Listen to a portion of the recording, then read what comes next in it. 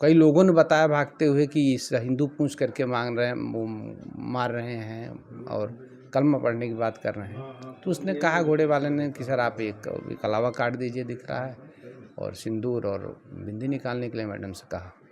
तो बिंदी निकाल ली, हमने कलावा काटा और फिर सर को छिपा लिए टोपी उससे, मफलर से, चूँकि हाँ शिखा को लेकर के कहा था तो हमने उसको छिपा लिया। शिखा, चंदन, शिखा और कलावा तीनों को कह रहा था कि यही तो पहचान है आप लोगों की इसको जो है। और ये भी कहा कि कलमा आता है, हमने कहा नहीं कलमा तो नहीं आता हमें। कहे अगर मान लीजिए कोई बात हो तो आप लोग खाली अल्लाह अकबर यही कहिएगा। 18 अप्रैल को हमारी फ़्लाइट थी यहाँ से बाबतपुर से दिल्ली होते हुए, शाम 4 बजे 3:30 बजे लगभग हम श्रीनगर पहुँचे थे और 4 दिन श्रीनगर में रहे। 5वें दिन 22 अप्रैल को हमें पहलगाम में होटल बुक था, होटल रिवर व्यू रिज़ॉर्ट, तो वहाँ जाना था। फिर पहलगाम जा कर के हम करीब 1-1:30 बजे वहाँ से घोड़ा लिए बैसरन घाटी जाने के लिए, क्योंकि वहाँ मिनी स्विट्ज़रलैंड है, बहुत खूबसूरत है। हम दूसरी बार गए थे, जो भी पर्यटक जाता है वहाँ ज़रूर जाता है। और मिनी स्विट्ज़रलैंड पहुँचने के 500-700 मीटर पहले कुछ खाने के लिए हम लोग उतरे थे, उसी में मिसेज को चोट लग गई, हाथ में स्वेलिंग आ गई। वो कहीं कब हम इससे आगे नहीं जाएंगे, घोड़ा बहुत बड़ा है, डिस्टर्ब कर रहा है। मिसेज को कैसे चोट लग गई थी? घोड़े पे बैठ रही थी तो घोड़े से उतरते समय उसका लगाम वगाम था, या बैठने के लिए काठी उठी क्या रखते हैं, लेदर का होता है, उसमें लोहा लगा रहता है पकड़ने के लिए, उसी में किसी चीज़ से लग गया तो स्वेलिंग आ गई। फिर उन्होंने कहा कि हम आगे नहीं जाएंगे। हमने बहुत समझाया आगे चलो, लेकिन बस प्रभु कृपा थी, शायद भगवान बचाना चाहते थे, जिद कर लें कि नहीं इससे आगे हम लोग नहीं जाएंगे। मिनी स्विट्ज़रलैंड एक बार तो गए ही हैं, अब यहाँ से वापस चलिए। अब चोट लग गई तो अब अगर कोई घटना हो जाए तो हम लोग क्या करेंगे। ये जो जिस दिन चोट लगी थी वो घटना के एक दिन 22 के पहले का मामला? नहीं 22 तारीख की ही घटना, 22 तारीख को, ये करीब 2-2:15 बजे की बात है, 2:30 बजे, और पौने 3 के लगभग फायरिंग पहली बार हुई थी।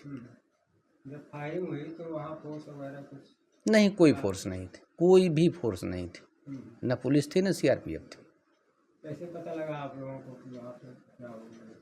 घटना जब आवाज़ सुनाई दी पहले फायरिंग की, तो घोड़े वाले ने बताया कि वहाँ बड़े बड़े गुब्बारे रखे रहते हैं, ट्रांसपेरेंट रहते हैं, उसी में आदमी घुसता है, फिर रोलिंग करते हुए चलता है। हम लोगों ने भी किया था।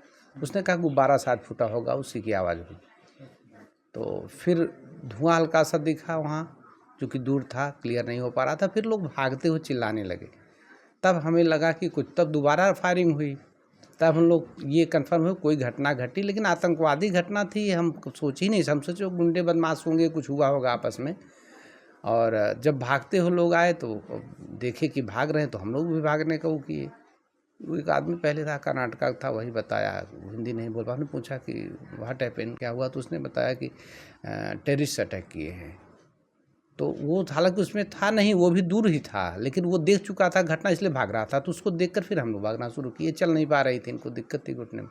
धीरे धीरे फिर भी हम भागते हुए आ रहे थे। तब घोड़ा वाला पानी पिला रहा, पानी पिला करके तुरंत आया और बैठा करके कहा ले चलिए, तुरंत नीचे चलिए आप लोग, घटना हो गई है।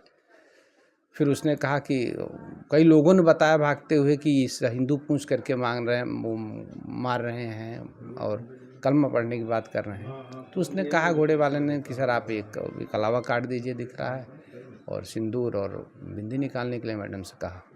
तो बिंदी निकाल ली, हमने कलावा काटा और फिर सर को छिपा लिए टोपी उससे, मफलर से, चूँकि हाँ शिखा को लेकर के कहा था तो हमने उसको छिपा लिया।